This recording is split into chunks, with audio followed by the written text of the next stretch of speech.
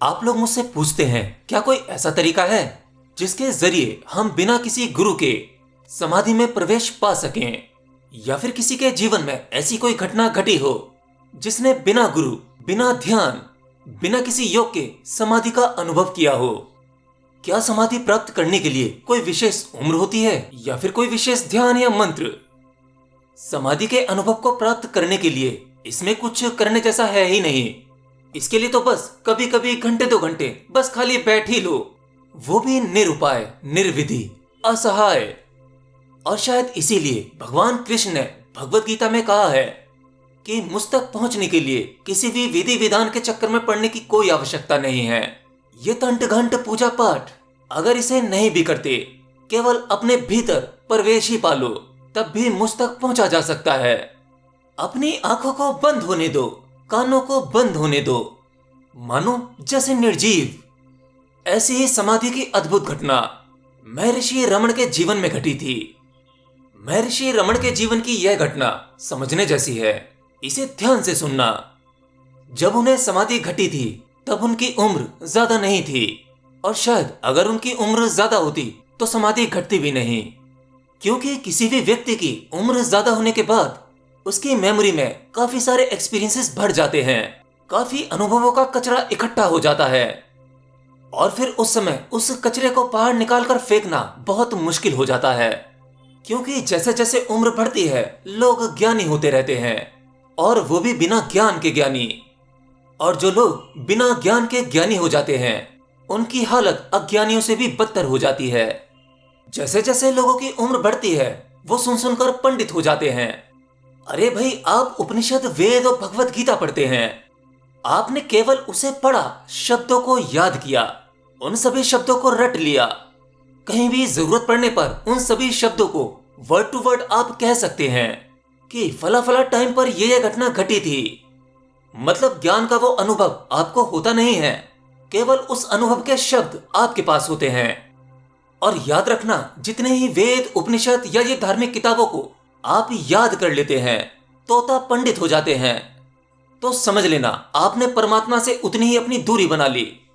अरे भाई, आज आप सोशल मीडिया पर देख सकते हो, एक से बढ़कर एक बड़े बेवकूफ भरे पड़े हैं, जो लाखों लोगों की भीड़ में पेज नंबर वाइज आपको श्लोक, कुरान की आयतें बताते हैं, जिसमें से मैं एक नाम लेना चाहूंगा, डॉक्टर जाकिर नायक।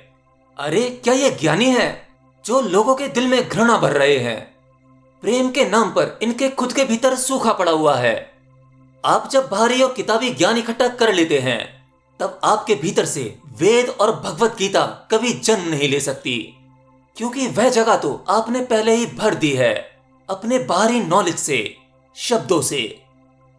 तो महर्षि रमण की 17 साल की उम्र थी तब उनके परिवार में किसी की मृत्यु हो गई। तब उस समय महर्षि रमण ने मृत्यु को अपने सामने घटते देखा। उन्होंने देखा ये आदमी अभी अभी था, अब यह नहीं है। उन्होंने वह मृत शरीर देखा, देखा सब कुछ वैसा ही तो है, शरीर पड़ा हुआ है, नाक, कान, आंख, मुंह सब कुछ है। तब इसमें से क्या कम हो गया? आखिर क्या चला गया? 1 सेकंड पहले ये व्यक्ति था, अब 1 सेकंड बाद ये नहीं है। ऐसा हुआ क्या? कौन चला गया? कहां चला गया?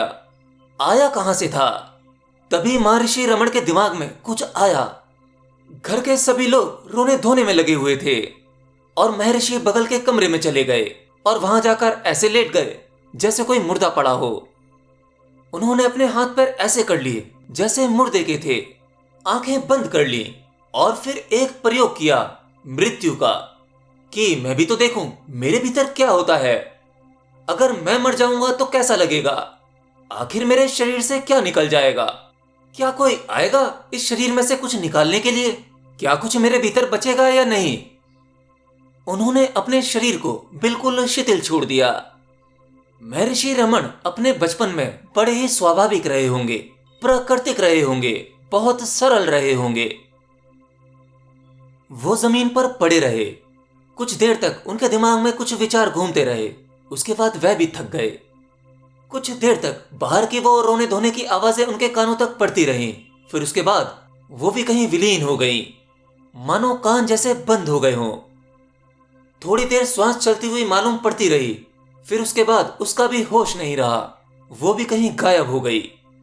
अब महर्षि रमण के लिए यह संसार, ये शरीर, इससे जुड़ी सभी चीजें खत्म हो चुकी थीं। वह मृत्यु में प्रवेश पा चुके थे। वो घड़ी आ चुकी थी जब महर्षि रमण मृत्यु को अनुभव कर रहे थे, और घंटे 2 घंटे बाद जब उनकी आंख खुली तब वह दूसरे ही व्यक्ति हो चुके थे। उनके लिए रमण मर चुके थे। अब उनके लिए उस शरीर का कोई अर्थ नहीं था। एक अद्भुत घटना घट गई। उन्होंने अपने शरीर के भीतर जान लिया कि वहां जो है उसकी कोई मृत्यु नहीं है, और कमरे से बाहर निकलकर उन लोगों के सामने खड़े हो गए और कहा, कोई कहीं नहीं गया, कोई कहीं आता जाता ही नहीं। और उसी दिन से महर्षि रमण ने अपना घर छोड़ दिया, चल पड़े जंगल की तरफ। अब उनके लिए संसार में कोई अर्थ नहीं था, क्योंकि उन्हें सभी अर्थों का अर्थ अपने भीतर ही मिल गया। और तो और महर्षि रमण को इस मृत्यु के अनुभव में ऐसा मजा आया कि लोग कहते हैं कि रमण जहां बैठ जाते थे वहां दिनों तक बैठे रहते थे। आंखें बंद कर ली और अपने ही शरीर को मुर्दा कर लिया और बस पड़े हैं, डूबे हैं आनंद में। दिनों बीत जाते थे, ना भोजन की फिक्र, ना प्यास का पता। लोगों को बड़ा प्रयास करना पड़ता था उन्हें मृत्यु से वापस लाने के लिए। वो तो डूब ही जाते थे। और यही घटना वह समाधि की घटना है। तभी तो कहते हैं जो व्यक्ति समाधि में प्रवेश करता है वह कभी इस माया के जगत में वापस लौटना नहीं चाहता। लोग पूछते थे कि आप आंखें बंद करके कहां चले जाते हो, आप करते क्या हो? वो कहते थे, मैं कुछ नहीं करता। करने की कोई जरूरत ही नहीं, जो मुझे हुआ वह तुम्हें भी हो सकता है। जीवन भर वो लोगों को यही सिखाते रहे कि करने की कोई आवश्यकता नहीं, बस घड़ी 2 घड़ी बैठे रहो, बिल्कुल खाली बैठे रहो। खाली बैठे बैठे का प्रयास करते करते एक दिन आपके विचार, आपके संबंध, ये संसार सब कुछ विलीन हो जाएगा, और धीरे धीरे आपके भीतर एक ऐसा सुर बन जाएगा कि जो आपके भीतर है सब तरफ केवल वही नजर आएगा। आपका बाहर से मन मुड़ जाएगा और आपका प्रवेश अपने भीतर हो जाएगा। समाधि की यह घटना ऐसे बहुत से महान लोगों के साथ घटी, और ज्यादातर कम उम्र में घटी, क्योंकि कम उम्र में बच्चा स्वाभाविक होता है। अभी इस कागज पर ज्यादा कुछ लिखा नहीं गया है। अभी घरवाले, समाज, दुनिया ने इस हार्ड डिस्क पर अपना डाटा नहीं डाला है। इसमें बहुत जगह बाकी है, और परमात्मा तो बरस ही रहा है। जब कोई बच्चा लोगों की बातों में आने लगता है, उन्हें सीखने लगता है, तब वो जगह भरने लगती है।